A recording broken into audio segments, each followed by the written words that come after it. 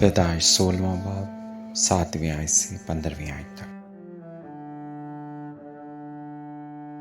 اور وہ خداوند کے فرشتہ کو بیابان میں پانی کے ایک چشمہ کے پاس ملی۔ یہ وہی چشمہ ہے جو شور کی راہ پر ہے۔ اور اس نے کہا، اے ساری کی لونڈی ہاجرہ، تو کہاں سے آئی اور کدھر جاتی ہے؟ اس نے کہا کہ میں اپنی بیوی ساری کے پاس سے بھاگ آئی ہوں۔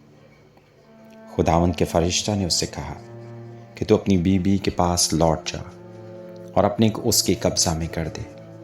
اور خداوند کے فرشتہ نے اس سے کہا کہ میں تیری اولاد کو بہت بڑھاؤں گا، یہاں تک کہ کثرت کے سبب سے اس کا شمار نہ ہو سکے گا۔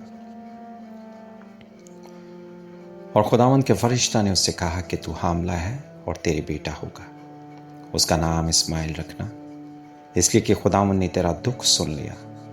وہ گورخر کی طرح آزاد مرد ہوگا، اس کا ہاتھ سب کے خلاف اور سب کے ہاتھ اس کے خلاف ہوں گے، اور وہ اپنے سب بھائیوں کے سامنے بسا رہے گا۔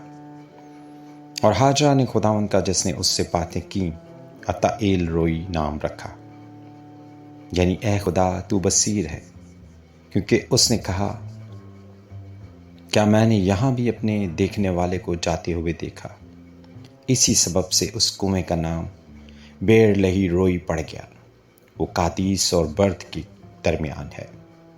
اور ابرام سے ہاجرہ کے ایک بیٹا ہوا، اور ابرام نے اپنے اس بیٹے کا نام جو ہاجرہ سے پیدا ہوا اسماعیل رکھا۔ آمین۔ مقدس مرکز کی انجیل 8 باب 27ویں آیت سے 30ویں آیت تک۔ پھر یسوع اور اس کے شاگرد کیسریا فلپی کے گاؤں میں چلے گئے، اور راہ میں اس نے اپنے شاگردوں سے یہ پوچھا کہ لوگ مجھے کیا کہتے ہیں؟ انہوں نے جواب دیا کہ یوحنا بپتسمہ دینے والا، اور بعض ایلیا اور بعض نبیوں میں سے کوئی۔ اس نے ان سے پوچھا، لیکن تم مجھے کیا کہتے ہو؟ پطرس نے جواب میں اس سے کہا، تو مسیح ہے۔ پھر اس نے ان کو تاکید کی کہ میری بابت کسی سے یہ نہ کہنا۔ آمین۔